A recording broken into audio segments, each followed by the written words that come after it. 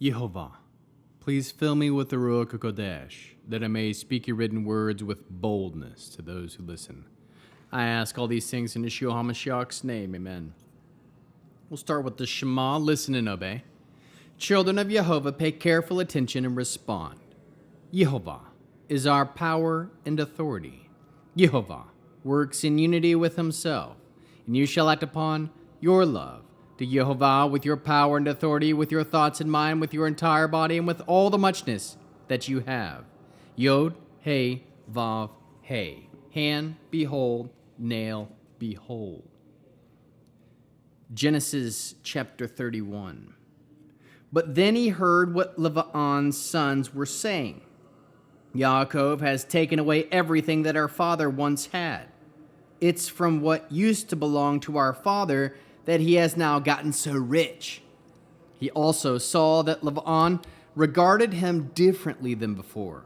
Yehovah said to Yaakov, "Return to the land of your ancestors, to your kinsmen. I will be with you."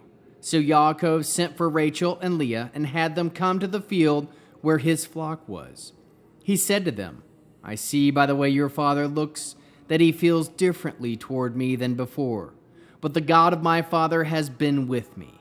You know that I have served your father with all my strength, and that your father has belittled me and has changed my wages 10 times. But God did not allow him to do me any damage. He said, if he said the speckled will be your wages, then all the animals gave birth to speckled young.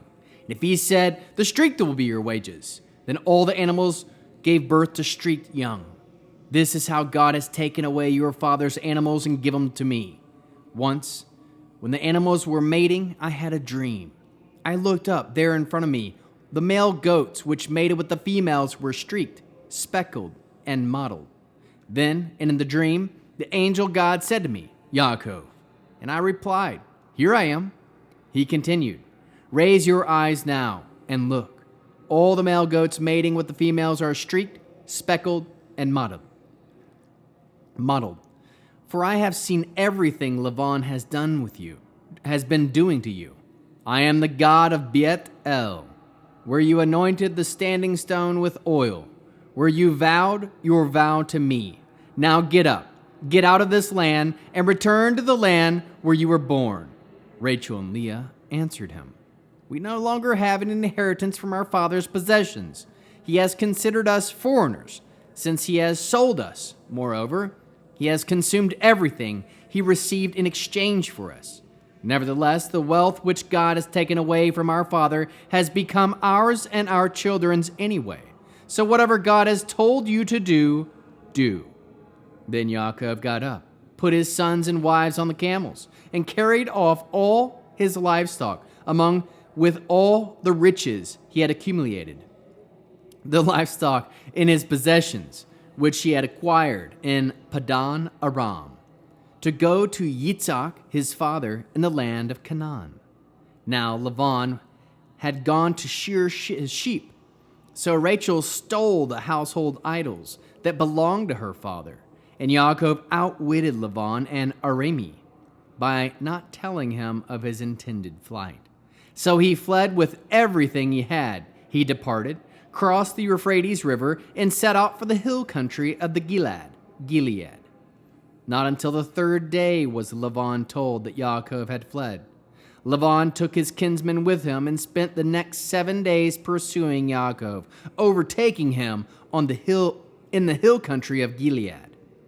But God came to Laban, the army, in the dream that night and said to him, Be careful that you don't say anything to Yaakov, either good or bad. When Laban came up with Yaakov, Yaakov had set up camp in the hill country. So Laban and his kinsmen set up camp in the hill country of Gilead. Laban said to Yaakov, What did you mean by deceiving me and carrying off my daughters as if they were captives taken in war? Why did you flee in secret and deceive me and not tell me? I would have sent you off with joy, singing to the music of tambourines and lyres. You didn't even let me kiss my sons and daughters goodbye. What a stupid thing to do. I have it in my power to do you harm, but the God of your father spoke to me last night and said, be careful that you don't say anything to Yaakov, either good or bad. Granted that you have had to leave because you long so deeply for your father's house. But why did you steal my gods? Yaakov answered Laban, because I was afraid. I said, suppose you take your daughters away from me by force. But if you find your gods with someone, that person will not remain alive. So with our kinsmen to witness, if you spot anything that I have which belongs to you, take it back. Yaakov did not know that Rachel had stolen them. Laban went into Yaakov's tent, then into Leah's tent, and into the tent of the two slave girls. But he did not find them. He left Leah's tent and entered Rachel's tent. Now Rachel had taken the household gods, put them in the saddle of the camel. She was sitting on them. Laban felt all around the tent, but did not find them. He said to her father, please don't be angry that I'm not getting up in your presence, but it's the time of my period. So he searched, but he didn't find the household gods. Then Yaakov became angry and started arguing with Laban. What have I done wrong? He demanded. What is my offense that you have come after me in hot pursuit? You have felt all around my stuff. But have you found all of your household goods? Put it here in front of my kinsmen and yours, so that we can render judgment between the two of us. I have been with you these 20 years. Your female sheep goats have aborted their young, and I haven't eaten the male animals in your flocks. If one of your flock is destroyed by a wild animal, I didn't bring the carcass to you, but I bore the loss myself. You demanded that I compensate you for any animal stolen, whether by day or by night. Here's how it was for me. During the day, thirst consumed me, and at night, the cold. My sleep fled from my eyes. These 20 years I've been in your house. I've served you 14 years for your 2 daughters and 6 years for your flock.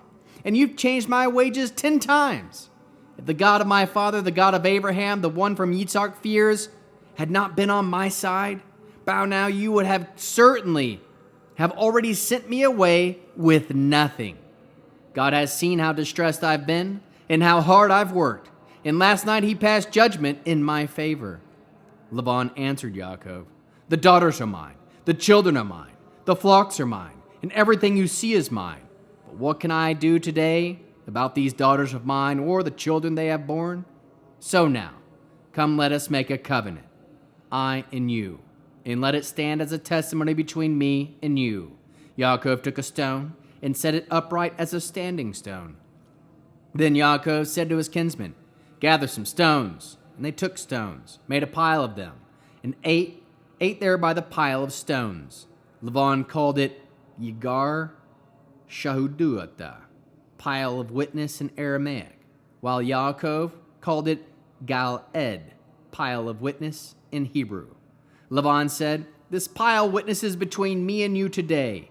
This is why it's called Gal-ed, and also Ha-Mitzpah, the watchtower. Because he said, may Jehovah watch between me and you when we are apart from each other. If you cause pain to my daughters, or if you take wives in addition to my daughters, then, even if no one is there with us, still God is witness between me and you.